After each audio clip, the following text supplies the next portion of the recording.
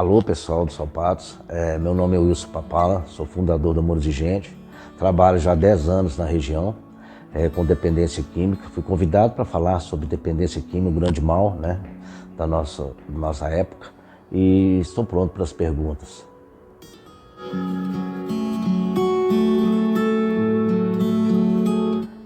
Eu sou um porto-alegrense, né? A gente veio do Sul em 1975 para Patos. Meu pai foi para lá, daqui foi para lá, casou com a minha mãe e a gente veio para cá em 75. Fiquei aqui por algum tempo e aí conheci as drogas, dei uma andada por esse país, as grandes 5 capitais do país eu tive, tentando, né, me compreender e compreender a dependência química que habitava em mim, né? E tive sucesso, né? Tive muitos problemas com a dependência química, mas eu fui vencendo aí porque, na verdade, a vontade de parar também, ela nos ajuda. Então, foi uma situação muito importante para mim. A perda da minha mãe me machucou muito em relação a isso. E o meu pai, sem conhecer, usou Amores de Gente comigo a vida inteira.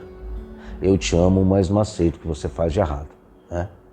Então, meu pai foi muito importante e ter conhecido os programas, todos os programas, ter me debruçado sobre eles, ter aceitado algumas internações. A última não foi aceita, né? Eu fui involuntário, mas eu fui para um lugar muito capacitado no estado de São Paulo, uma especializada, e lá eu tive sucesso. Estou caminhando para os 13 anos.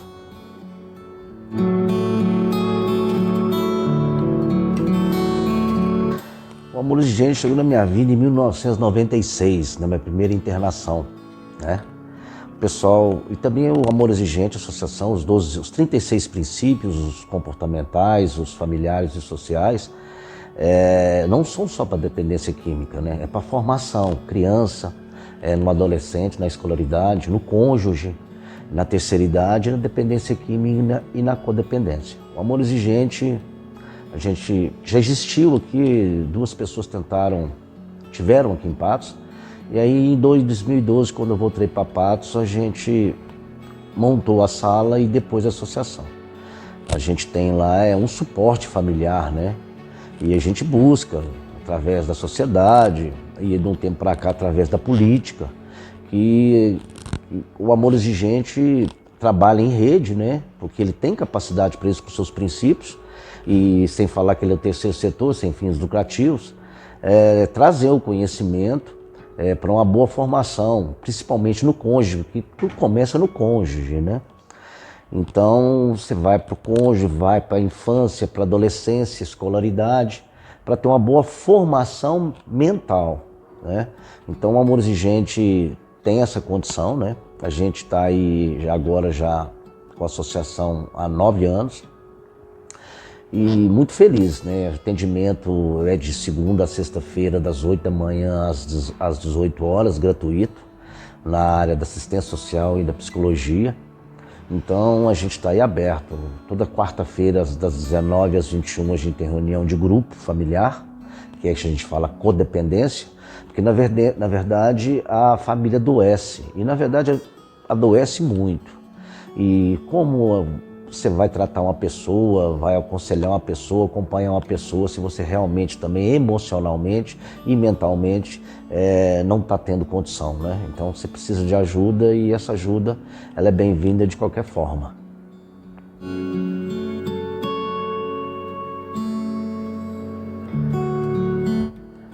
Pessoal, só quem viveu, né? Quem viveu sabe.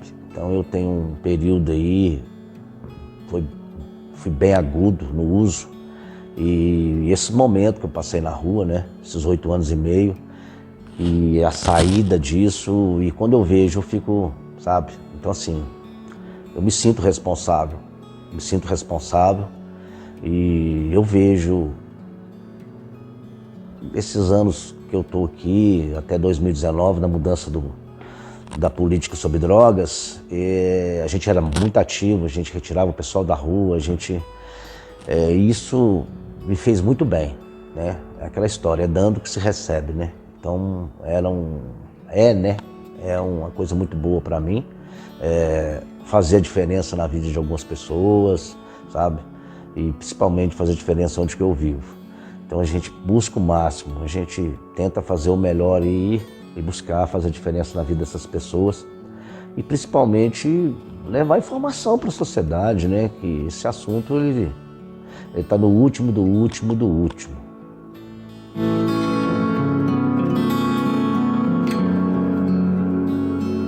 Qual política? Qual? Redução de danos, né? Redução de danos não tem número, não tem índice, né? Eu acredito que o município esteja que construir isso tudo. E, na verdade, a primeira política é na área da educação, na área da família. Políticas na educação, na escolaridade e uma política também de conscientização da família, do cônjuge, na criação dessa criança, desse adolescente, né? A gente não tem política. 10 anos eu estou aí brigando, aí eu sou chato, sou difícil de mexer. Não, eu sou difícil de ser manipulado, eu sou difícil de ser articulado, né? Então a gente está aí esperando que isso aconteça. O Estado de Minas é mais difícil, né? Pela lei antimanicomial. Mas isso está acontecendo no Brasil inteiro, né? Está vindo com força agora, a Lei 13.840/19. No contexto do artigo 23, do parágrafo 3º do inciso 2 da internação, ela começa pela assistência social. Eu já fui muito feliz no governo do Pedro Lucas com a Maria Augusta. A Maria Augusta sendo coordenadora do CRAS, do CREAS, desculpa. E, logicamente, dos CRAS, né? Então, fomos muito felizes naquela época. A gente tinha um número muito grande de moradores ocasionais na rua, mas fomos, sabe, muito felizes nas abordagens, as internações, e mais de lá para cá, sabe? Mesmo naquela época, não tinha políticos de drogas, a gente tinha só boa vontade, e como eu trabalhava, prestava serviço para várias clínicas, a gente conseguia as vagas sociais e dava para essas famílias e internava essas pessoas. Mas políticas a gente não tem.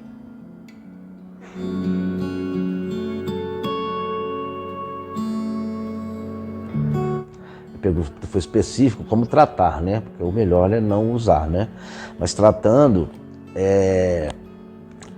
o pessoal fala aí sobre o tratamento em liberdade, defende aquela coisa toda, sabe? E eu fico por entender, sabe? Na verdade, para mim, onde eu vejo esses anos todos, até antes de parar, né? Amigos conhecidos, pessoas que eu conheci aí, São Paulo, Belo Horizonte, Brasília, Porto Alegre, foram todos retirados do meio. Sabe, é muito difícil você parar de usar droga no meio. No meio que eu falo, na sociedade, você tendo acesso a um bar, acesso a uma biqueira, acesso a uma festa, sabe?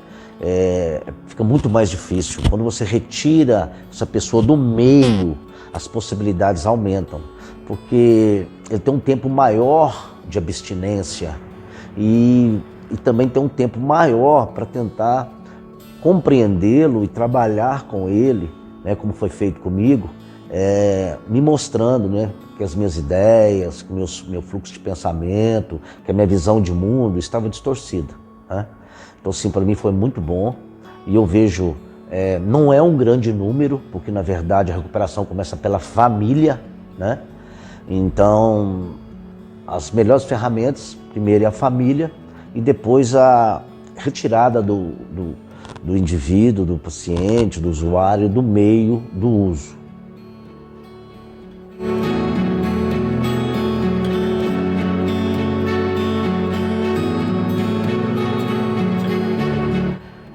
Quando se coloca, né, que a Cheyenne é um problema, mas Patos também é um problema para a Cheyenne, né?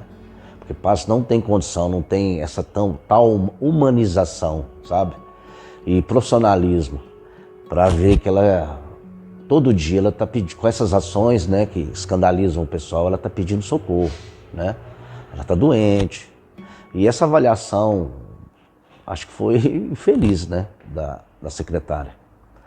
ela precisa e muito de um tratamento. Não é só a Chayana que está nas redes sociais, que é o negócio do povo, né? Porque a rede social hoje é uma coisa muito grande, que movimenta muito, mas a gente tem várias pessoas dentro de Patos de Minas aí com surtos psicóticos iguais ou até maiores, dependendo da situação, do que a Chayane, né?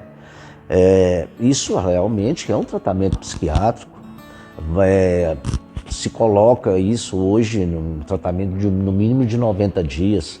Então, pegando ela, levando ela para Uberaba, ela não vai ficar mais do que 15 dias lá. Porque o pessoal hoje tem 15 vagas lá para Triângulo Mineiro, Alto Paranaíba, sabe? E Patrocínio são 5 vagas. Onde Uberaba tinha 60, que acolhiam os 80, onde o Patrocínio tinha 30, acolhiam os 40, hoje a gente não tem, por causa dessa lei antimanicomial. A gente tinha muitos leitos de retaguarda na região. E ela precisa de um tratamento realmente contínuo, sabe? Por alguns meses, para que possa buscar uma estabilização aí depois do pós-tratamento. Agora eu quero ver aonde, né? E repito, a Chayane precisa de ajuda e ela representa no mínimo mais uns 600 em Patos, que logicamente tem família, tem casa, mas precisa de saúde mental. Então Patos, não só Patos, né? O Brasil é SOS Saúde Mental, né?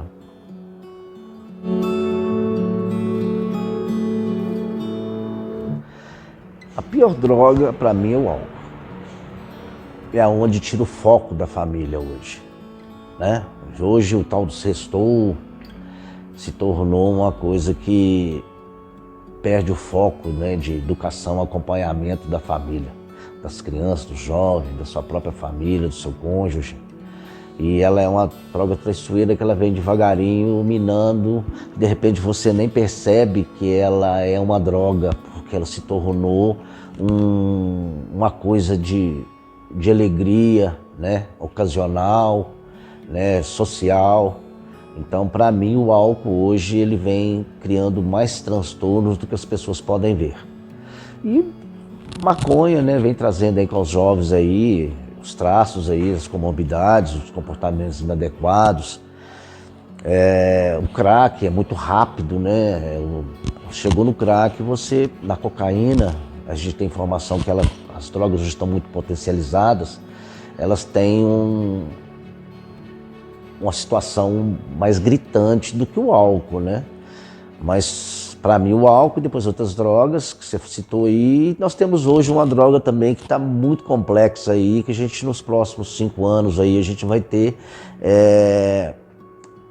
levar um susto em relação a isso, que é a internet.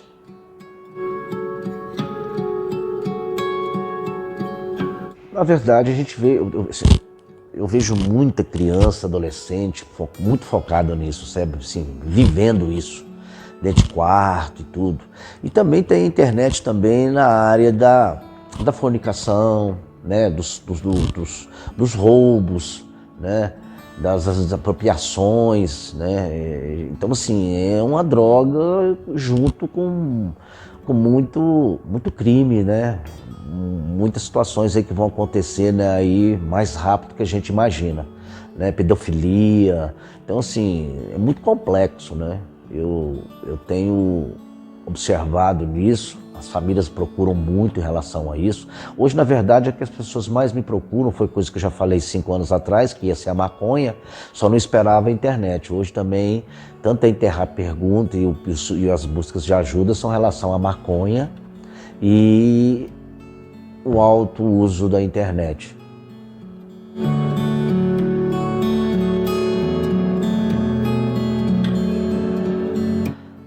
Na verdade, a recuperação começa pela família, né? Uma família desinformada não tem condição nenhuma, né? Já chegou a esse ponto de precisar de ajuda, de uso abusivo dos filhos, do esposo, né? É por falta de conhecimento.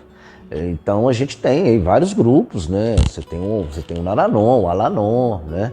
Você tem o Amor Exigente, Você tem a rede, né, que eu gostaria que a rede tivesse também, pessoas capacitadas aí nas UBSs, dentro do CREAS, dentro do CRAS, capacitadas para isso, né? Reuniões, abrisse portas, porque aí não tem uma, duas, três salas, tivesse várias aberturas, né? Várias situações que podiam acolher essas famílias e deixá-las mais informadas em relação a isso. Porque é muito complexo e a gente vê aí, né? De repente a maioria do pessoal não vê, né? Tá anestesiado aí, né? Na situação do ter, na situação do prazer aí, não percebe. Mas a gente está norteado aí de problemas aí, com drogas e com desejos de vontades aí que não são nem um pouco satisfatórios aí para a situação família, indivíduo, família e sociedade, né?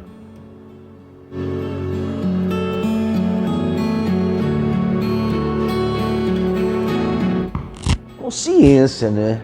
Ou das duas uma, né? Muito sofrimento, aí você vai na dor, né? Minha situação foi essa, eu fui na dor. Mas é realmente o autoconhecimento, né? Eu e todo mundo que eu já convivi e convivo, a primeira coisa é achar que se conhece, né? E também achar que conhece o lugar que vive, né? E como vive, né? Cheio de vontade, prazer, né? Então, assim, muito pouco compromisso e responsabilidade. Então, é o autoconhecimento e a busca da disciplina, sabe? Do compromisso, da responsabilidade.